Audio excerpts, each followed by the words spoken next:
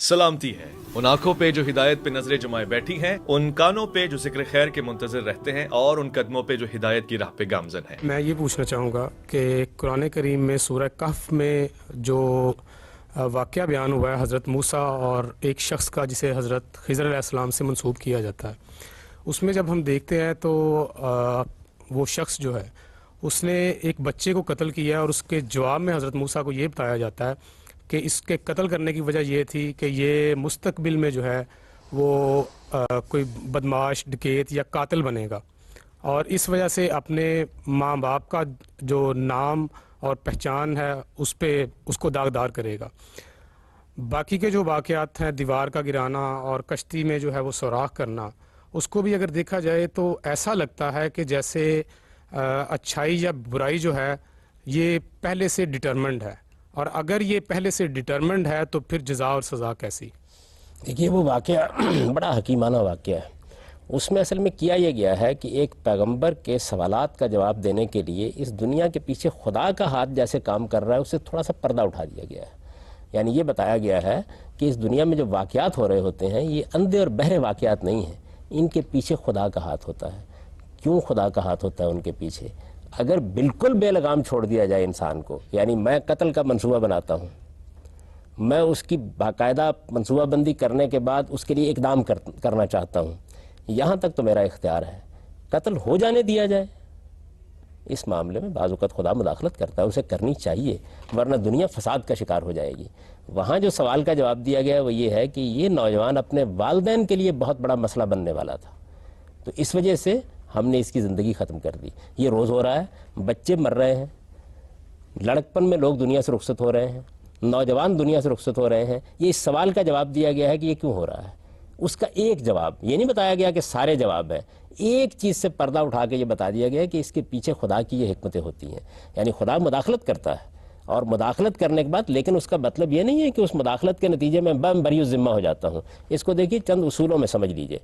میں یہاں سے ارادہ کرتا ہوں کہ مجھے حج کرنے کے لیے جانا ہے، ایک نیکی کا کام ہے، میں نے اس کے لیے روپیہ جمع کیا ہے، میں نے اپنا گھر بار چھوڑا ہے، میں نکل کھڑا ہوا ہوں، راستے میں حادثہ ہو گیا اور میں نہیں کر سکا، تو مجھے کیا اس نیکی کے اجر سے محروم کر دیا جائے گا؟ قرآن کا جواب یہ ہے کہ نہیں، وہ نیکی آپ کی نیت کی بنیاد پر آپ کو حاصل ہو جائے گی۔ اللہ تعالیٰ نے روک دیا، نہیں ہونے دیا، اس میں کچھ مصلحتیں ہوتی ہیں، ان میں سے کچھ مصلحتیں ہیں جس کو واقعہ خضر میں بیان کر دیا گیا ہے۔ بالکل اسی طریقے سے میں گھر سے نکلتا ہوں، کسی آدمی کو مارنے کے لیے نکل کھڑا ہوتا ہوں، تو کیا ہر آدمی کو لائسنس دے دیا جائے کہ وہ جب کسی کو مارنا چاہے مار دے؟ نہیں، کبھی خدا اس معاملے کو ہونے دیتا ہے اور کبھی اس کو روک دیتا ہے اپنی مصلحتوں اور اپنی حکمتوں کے تحت۔ لیکن قاتل جب نیت اور ارادہ کر کے نکل کھڑا ہوا تو وہ مجرم ہو چکا ہے، اس سے کوئی فرق نہیں پڑتا کہ ہوا ہے یا نہیں۔ سر، اس واقعے میں جس بچے کا ذکر کیا گیا ہے وہ ایک شاید ایسا بچہ ہے جو ابھی لائبل نہیں ہے ایسے کسی فیل کے لیے، تو کیا یہ واقعہ جو ہے پری ایمپٹیو سٹرائک کو جسٹیفائی نہیں کرتا؟ دیکھیے، بات یہ ہے کہ خدا تو قبل از وقت بھی اقدام کرے گا۔ اگر کوئی قابل اعتراض بات ہو سکتی تھی تو وہ یہ ہو سکتی تھی کہ اس کے لیے جزا و سزا کا فیصلہ اس بنیاد پر کر دیا جاتا ہے، یہ نہیں کیا گیا۔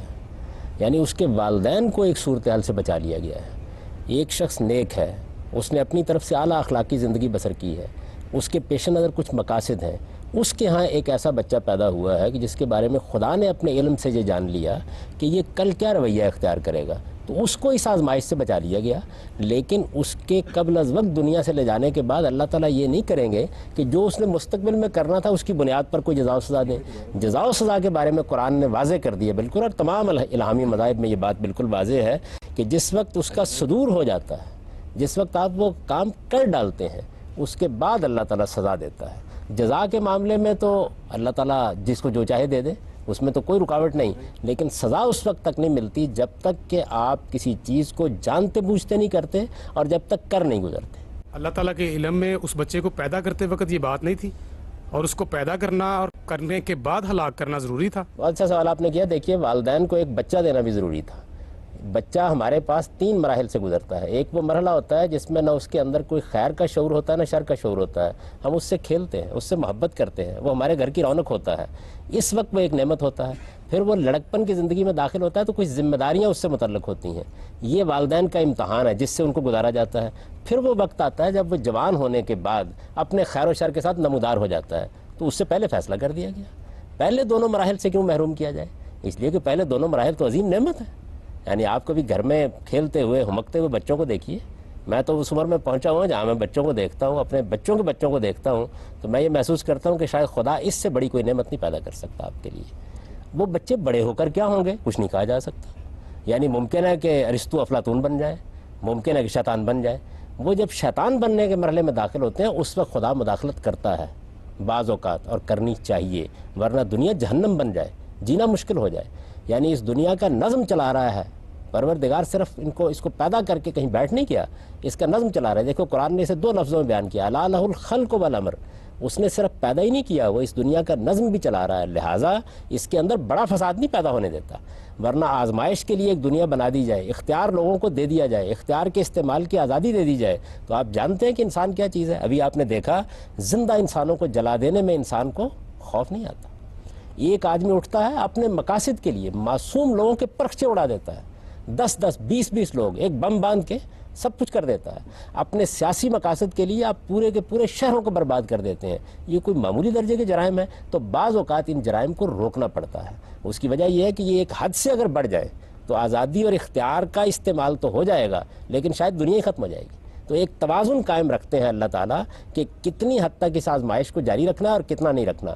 لیکن سزا صرف اس وقت دیتے ہیں جب حجت پوری ہو جاتی ہے, بات واضح ہو جاتی ہے, کسی چیز کا ارتکاب آدمی کرتا ہے, جانتے بوجھتے ارتکاب کرتا ہے, اس سے پہلے سزا نہیں دیتے.